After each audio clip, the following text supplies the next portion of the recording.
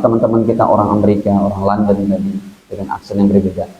Ada mereka berbicara kuat dengan bahasa Inggrisnya mengenai masalah ini. Dia bilang, my Muslim brothers, ya, kalau kita sudah meninggal, if we die, we are not alone in our grave. Kita nggak sendiri. You are not alone in your grave. Kamu nggak sendiri di kuburmu. You are not alone in the day of the judgment. Kamu nggak sendiri nanti di padang mahsyar. Kenapa? Ada orang beriman yang mendoakan ada. Ada Nabi Muhammad yang mendoakan ada. Ada Nabi Muhammad yang menjadi backingan kita. You are not alone. Bahasanya begitu. Kamu nggak sendiri. Di kubur kita nggak sendiri. Pak Haji Eka yang kemarin meninggal, Pak. Tinggal menikmati aja kita. Coba kita buka ayatnya. Ya, ini Nabi Muhammad, Masya Allah. Jangan kita rusak doa beliau, istighfar beliau untuk kita dengan perbuatan-perbuatan yang nggak baik. Surat Muhammad, surat ke-47, ayatnya kita buka ke 19. Fa'lam annahu la ilaha illallah. Ketahuilah bahwa tidak ada Tuhan yang wajib disembah melainkan siapa? Allah. Wastaghfir li dzambik. Wahai Nabi, istighfarlah untuk kesalahanmu. Emang Nabi punya salah, Pak? Halo? Nabi punya salah? Tidak. Ada sih beberapa. Nah, ini yang mintalah ampunan untuk kesalahanmu. Beberapa tadi contoh. Dalam surat Abasa wa Tawalla, ingat ayat itu? Kenapa diturunkan oleh Allah? Karena Nabi bermuka masam dan berpaling ketika datang seorang sahabat yang buta, gitu. Maunya Allah tuh kamu jangan berpaling langsung. Makanya turun ayatnya tuh, betul? Abasa wa tawalla an ja'ahul a'ma. Nabi bermuka masam dan berpaling. An ja'ahul a'ma, ketika datang seorang yang buta, lagi miskin, Abdullah bin Umi Maktum. Ya, padahal Nabi juga sebenarnya lagi sibuk, sedang bicara dengan pembesar Quraisy. Datanglah orang yang buta ini, tapi tetap ditegur oleh Allah. Yang kedua, Nabi ditanya oleh kafir Quraisy, siapa itu Zulkarnain dalam surat Al-Kahfi? Wa yas'alunaka 'an Dzulqarnain. Muhammad, siapa Zulkarnain? Nabi bilangnya apa? Besok saya jawab. Ditegur oleh Allah. Wala taqulanna li syai'in inni fa'ilun dzalika ghada illa ayyasha Allah. Wahai Nabi, jangan bilang besok, tapi bilang kapan? Bilang apa? Insya Allah. Itu aja sih, yang lain nggak ada. Baik. Wastaghfir li dzambika, wahai Nabi, istighfarlah untuk kesalahanmu, walil mu'minina wal mu'minat. Minta ampunlah untuk orang beriman laki dan perempuan, wahai Nabi. Ini yang tadi saya katakan. Hadis yang menjelaskan ayat ini nggak didapati standar ilmu hadis yang nempak. Cukup jauh. Yaitu riwayat Imam Bazzar. Saya akan buka di sini aplikasi kitab-kitab yang baru. Sebentar, sudah melewati puluhan kitab hadis yang panjangnya sakmene gitu. Bahwa Nabi kan udah meninggal, Ustaz, nggak mendoakan lagi. Dalam hadis ini dijelaskan, aku tetap mendoakan di kubur. Khusus untuk Nabi Muhammad. Jadi betul kata teman-teman kita yang pakai bahasa Inggris tadi, bilang, you are not alone. Asal jangan dirusak dengan perbuatan yang nggak baik, apalagi keluar dari Islam. Kalau dia murtad udah habis, dia syirik habis. Ini coba sebentar. Nah, ini kan kitabnya sudah puluhan tuh, Bukhari, Muslim, Abu Daud. Saya cari yang Imam Bazzar. Tadi emang saya belum nyiapin sih. Karena saya nggak niat menyampaikan yang ini. Nah ini Bazzar nih. Tuh, yang saya klik tuh warna biru. Kita klik sekarang. Ini dia. Kitabnya sudah ada. Saya tulis keyword bahasa Arabnya.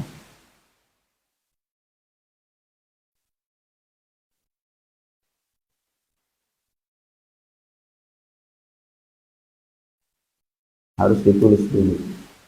Nomor 1925. Apa kata Nabi SAW? Hayati khairul lakum, ketika saya masih hidup, khairul lakum adalah kebaikan untuk kalian semua. Nabi ketika hidup kebaikan untuk umat Islam. Memandang wajah Nabi aja, iman tiba-tiba naik tuh Pak. Sahabat itu kalau udah pulang ke rumah, ketemu anak istri, urusan rumah tangga, urusan anak-anak, iman jadi kacau balau tuh. Tapi sudah ke Masjid Nabawi, ketemu Nabi Muhammad lagi, memandang wajahnya saja, naik imannya. Hayati khairul lakum. Setiap para sahabat berbuat sesuatu yang gak ada hukumnya, dijelaskan oleh Nabi. Kebaikan untuk Nabi. Ya. Ya. Ketika saya hidup adalah kebaikan untuk kalian. Tuhdisuna wa nuhaddis lakum. Kalian berbuat apapun, kata Nabi, kami bisa menjelaskan hukumnya. Begini, begini, begini. Tetapi wa wafati khairul lakum. Ketika aku sudah wafat, kata Nabi, khairul lakum, tetap kebaikan bagi kalian. Kenapa? Tu'radu alayya a'malukum, amal-amal kalian disampaikan ke kuburku. Fama ra'aitu min khairin, kalau saya mendapati amal-amal kalian khair, baik. Amal-amal kita nih Pak, setiap hari disampaikan ke kubur Nabi, dilaporkan. Malaikat melaporkan. Wahai Rasul, nih umatmu di Masjid Ar-Raudhah masih ada yang tahajud, masih ada yang puasa sunnah, masih banyak yang berkurban, masih ada yang mengaji ilmu. Disampaikan ke kubur Nabi. Kata Nabi, hamidullah alaih, saya mengucapkan alhamdulillah umatku masih banyak yang melakukan ketaatan. Fama ra'aitu wa ma ra'aitu min syarrin, tetapi apabila umatku berbuat perkara yang buruk, apabila umatku saya dapati berbuat dosa, kata Nabi, istaghfartullaha lakum, aku beristighfar untuk kalian umat. Baik, yang ketiga hadirin, pahala mengalir. Ini satu dua ini. Yang ketiga adalah satu dua, gimana itu maksudnya? Ini kan nomor satu nih, satu dua, ini 1-3 ya.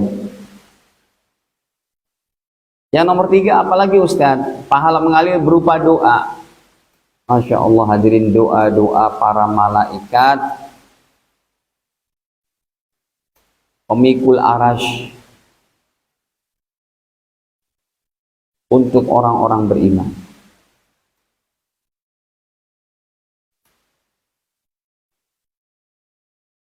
Doa-doa para malaikat pemikul arasy untuk orang-orang beriman. Kita lagi tidur, kita lagi makan, lagi berjalan, malaikat tetap mendoakan kita. Ini bukan malaikat yang sederhana, bukan malaikat yang ringan-ringan.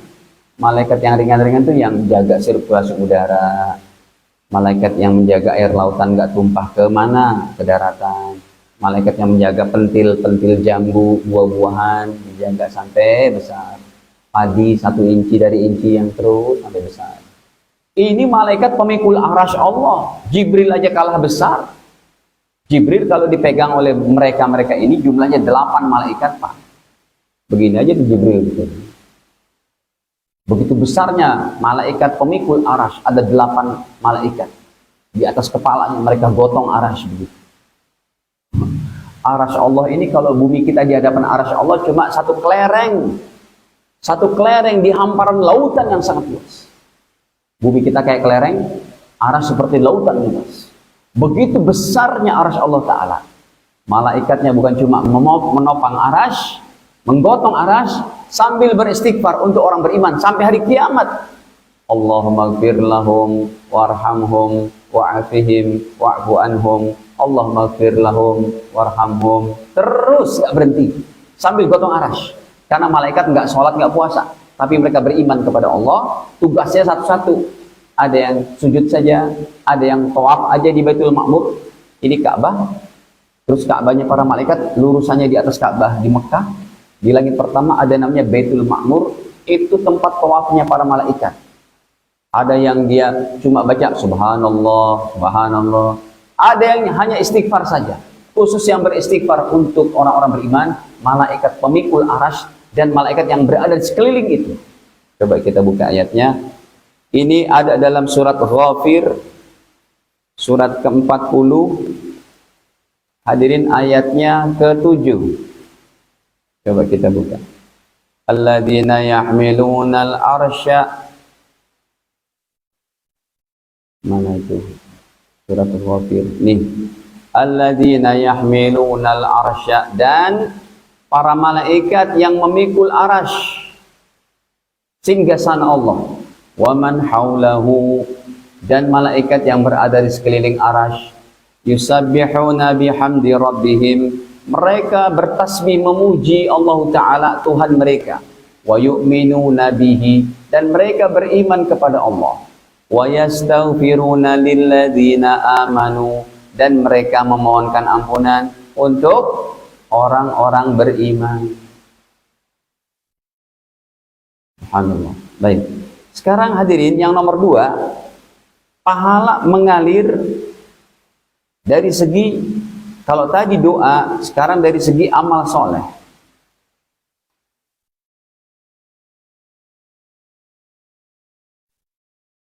Dalil pahala mengalir berupa amal soleh. Ini yang udah tadi saya ungkapkan juga, ya. Contohnya nomor 11 yaitu badal haji untuk almarhum atau almarhumah. Yang kedua hadirin, badal haji untuk yang masih hidup, boleh juga. Ada hadisnya, ada hadisnya. Badal haji atau umroh, maksudnya ini umroh juga. Badal haji atau umroh untuk yang masih hidup tapi uzur.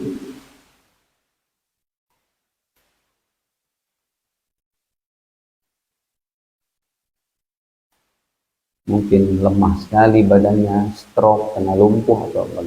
Nah hadirin, coba kita lihat. Badal haji umroh untuk almarhum almarhumah. Orang tua kita meninggal, belum haji. Kebetulan Anda belum punya uang saat itu. Ketika orang tua meninggal, tiba-tiba bisnis Anda, keuangan Anda naik drastis. Anda sudah haji. Tahun depan Anda berangkat haji lagi. Pertama untuk bapak Anda. Tahun depan berangkat lagi untuk ibu Anda. Ini hadisnya. Ya. Hadirin, ada seorang sahabat, dia sedang badal haji untuk kerabatnya, padahal bukan orang tua ini, kerabatnya. Namanya, kerabatnya udah meninggal, namanya Syubrumah. Bahasanya agak susah ya namanya. 1813 kita buka hadisnya, riwayatnya Imam Abu Daud.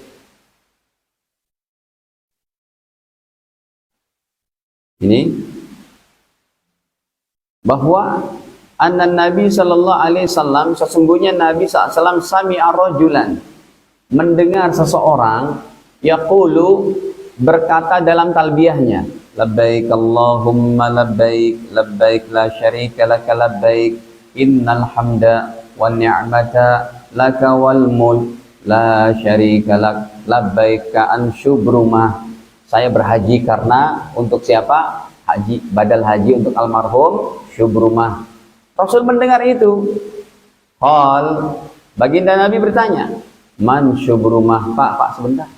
Siapa itu Syubrumah? Rupanya kamu badal haji ya? Memberikan pahala haji untuk siapa? Satu musim, satu jiwa. Tidak boleh satu musim, 2 orang, nggak boleh. Ya, kamu badal haji? Iya. Qala akhun li, untuk siapa itu? Qala akhun li au qaribun li. Syubrumah adalah kerabat saya ya Rasul yang sudah meninggal. Qal, Nabi bersabda, hajazta an nafsika. Oh, jadi kamu badal haji, Mas, dibilang. Bahasa kita hanya tuh. Kalau kamu badal haji, syaratnya kamu udah apa? Sudah haji. Hajazta an nafsika. Kamu udah haji belum? Qala, dia menjawab apa? Lah, belum ya Rasul. Sah nggak? Tidak sah. Makanya ditanya oleh Nabi, kamu badal haji? Rupanya iya ya Rasul. Kamu udah haji belum tahun kemarin? Belum ya Rasul. Maka Rasul menjawab, qala hujja'an nafsika. Kamu haji dulu. Summa hujja'an syubrumah. Setelah itu baru tahun depannya kamu hajikan untuk saudaramu yang namanya siapa? Syubrumah. Baik yang masih hidup, sudah meninggal, boleh.